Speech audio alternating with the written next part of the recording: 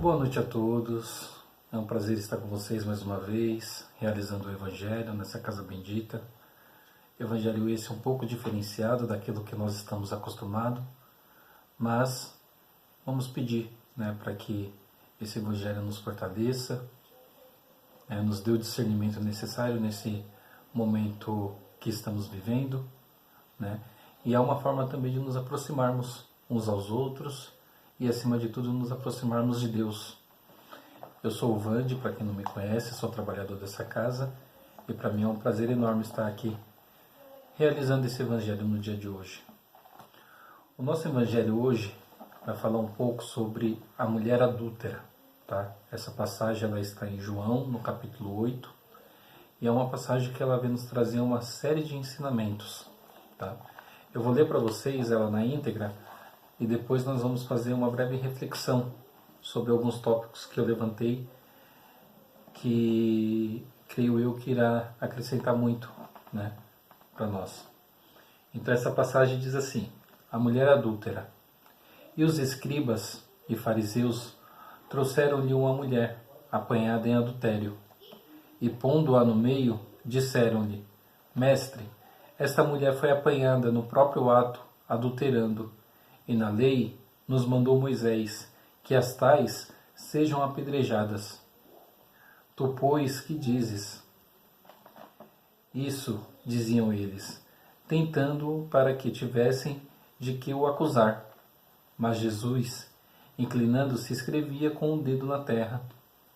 E como insistissem, perguntando-lhe, endireitou-se e disse-lhes: Aquele que dentre vós está sem pecado, seja o primeiro que atire a pedra contra ela. E tornando a inclinar-se, escrevia na terra. Quando ouviram isso, saíram um, a começar pelos mais velhos, até os últimos. Ficaram só Jesus e a mulher que estava no meio. E endireitando-se, Jesus, e não vendo ninguém mais do que a mulher, disse-lhe: Mulher, onde estão aqueles teus acusadores? Ninguém te condenou? E ela disse: Ninguém, Senhor. E disse-lhes Jesus: Nem eu também te condeno. Vá e não peques mais.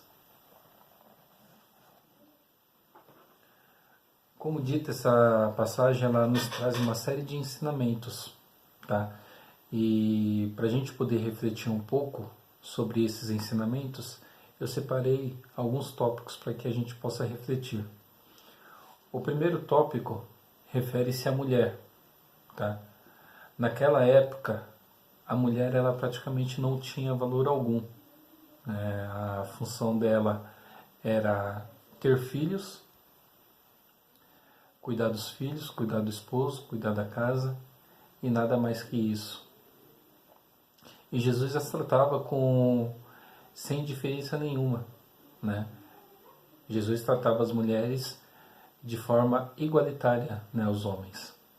Até mesmo os seus discípulos que tanto conviveram com ele tinham essa dificuldade com relação às mulheres.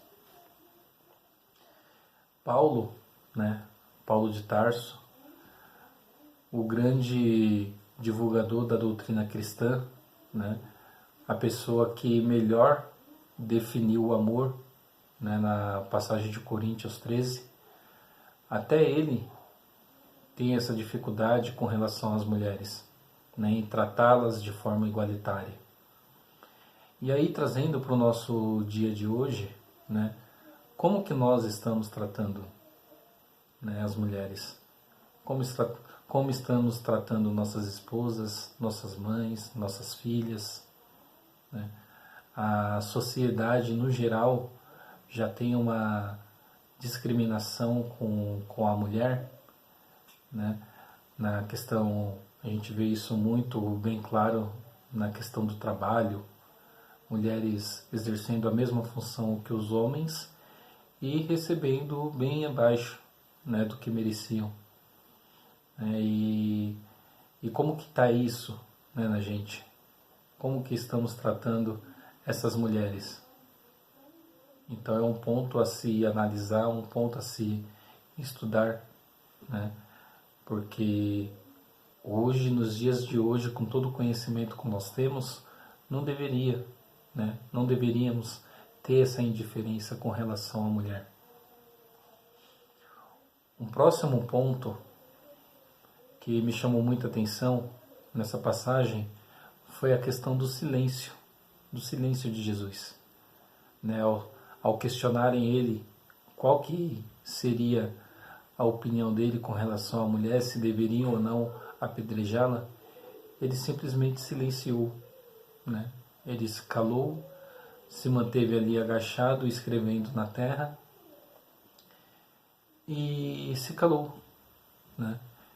E nós, né, diante do sofrimento do outro, diante do problema do outro, como que nós estamos agindo?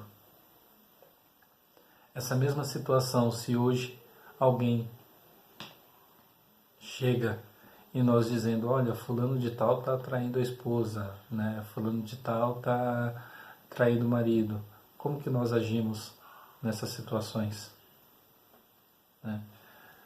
Na nossa própria casa, na nossa casa Francisco de Assis, tem lá a plaquinha dizendo, né, que o silêncio é uma prece, né?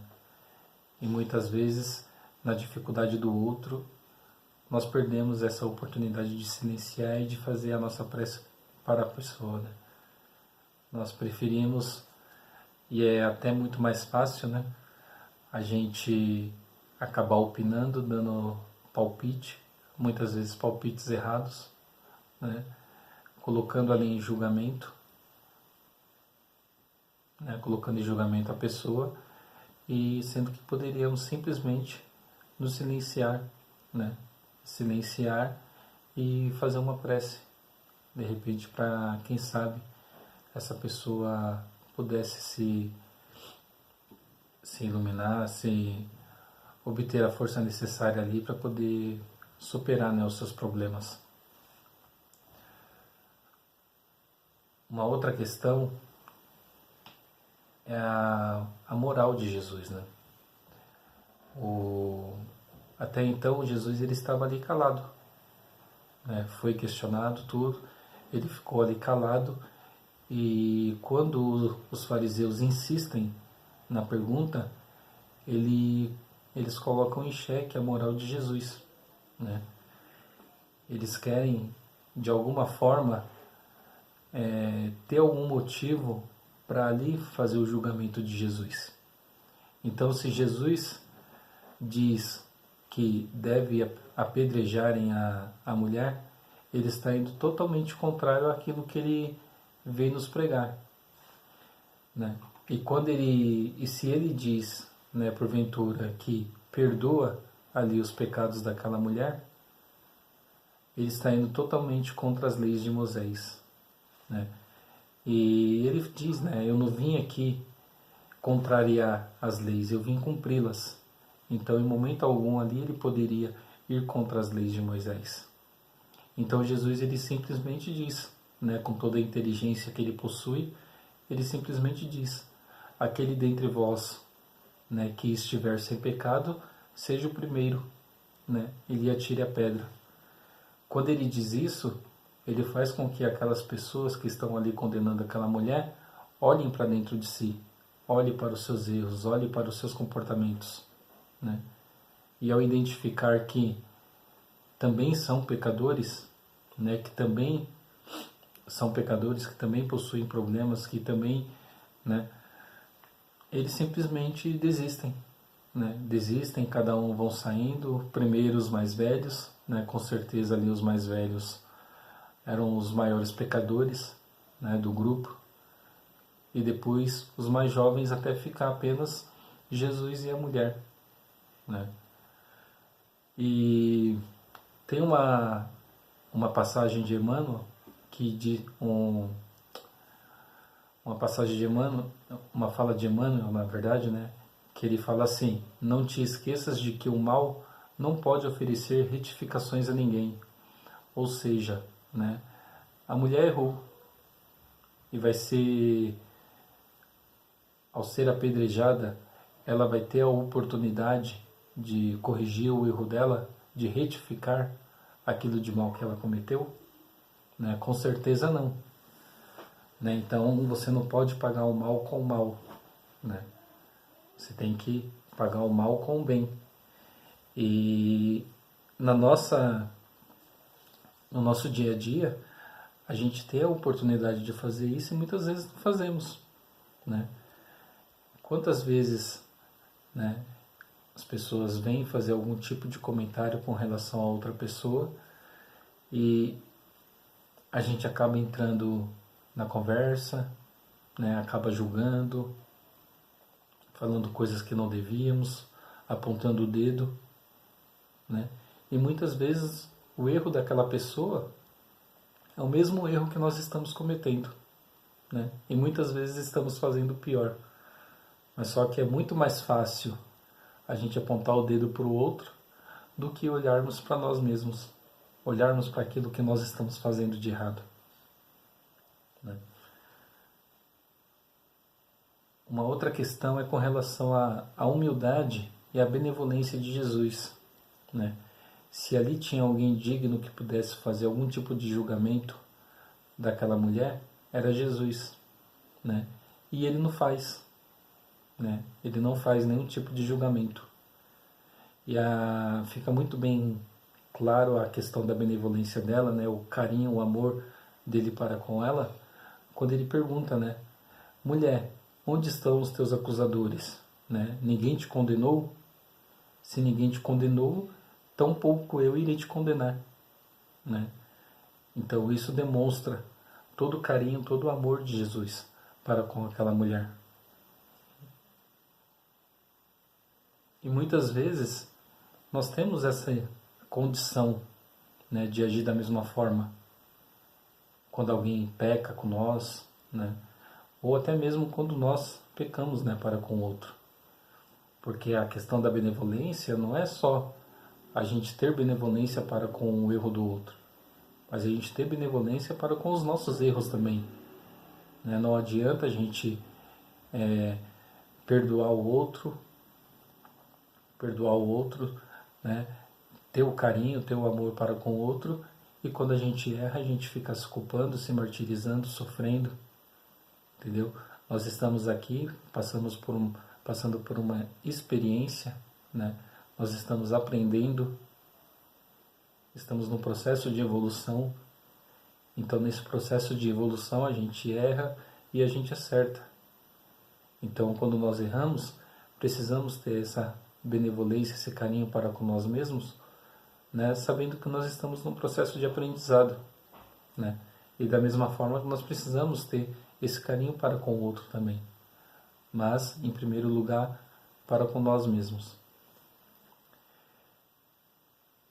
E o último ensinamento de Jesus, né, que eu achei muito importante, é a questão do perdão, né?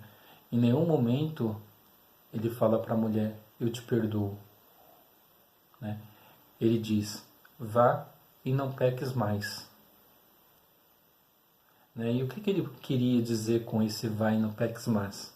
Né? Esse vá e não peques mais pode dizer muitas coisas. Né? Ele pode dizer, vá e numa próxima oportunidade faça diferente, vá e não cometa os mesmos erros, vá e seja feliz, vá e seja obediente para com as leis de Deus. Né? Em nenhum momento ele fala, eu te perdoo. E isso fica muito forte porque muitas vezes, quando as pessoas erram conosco, né, ou às vezes nós erramos com o outro, a gente tem essa necessidade de pedir o perdão. Né? A gente tem essa necessidade de pedir o perdão e talvez não seja isso que vá resolver o problema, que vá tirar a mágoa da outra pessoa ou até mesmo a nossa mágoa. Né? A gente tem essa necessidade do perdão, mas até que ponto isso é o suficiente? Né? Eu vejo que o fato do arrependimento, né, você chegar para a pessoa e falar, olha, me desculpe, né, me desculpe, eu fiz errado, já é um grande passo, né? O arrependimento já é um grande passo. Até mesmo quando você não tem a oportunidade de chegar na pessoa e pedir o perdão ou pedir desculpas para ela pelo seu erro, né? Mas o fato de você reconhecer que você errou com a pessoa em determinada situação, já é um grande ensinamento. Então isso já vai fazer com que você pense lá na frente depois, olha, eu errei, né? Então não quero errar novamente com essa questão. Então tá aí o vai e não peques mais, né? Claro, a gente fica esperando muitas vezes o perdão da pessoa, às vezes esse perdão não vem, né? Mas lá na frente a gente colhe, né? Vai chegar um momento que nós vamos ter que colher, sermos responsabilizados, né, por tudo aquilo que fizemos, seja bom ou seja ruim. Vai chegar o momento da colheita e é aí, né, que é o momento do julgamento. Então, não precisamos ter essa necessidade de perdoar ou de sermos perdoados. Não precisamos ter isso. Porque vai chegar um momento em que todos nós vamos ter que passar pelo julgamento divino, né? E pagar por aquilo que fizemos, né? Seja bom ou seja ruim. Espero ter contribuído com todos, né, com essa reflexão. Agradeço pela oportunidade e espero poder estar com vocês o quanto antes, né? Estarmos juntos presencialmente, sentindo o calor humano, né? Que vai ser muito gratificante para a gente. Abraço e até mais.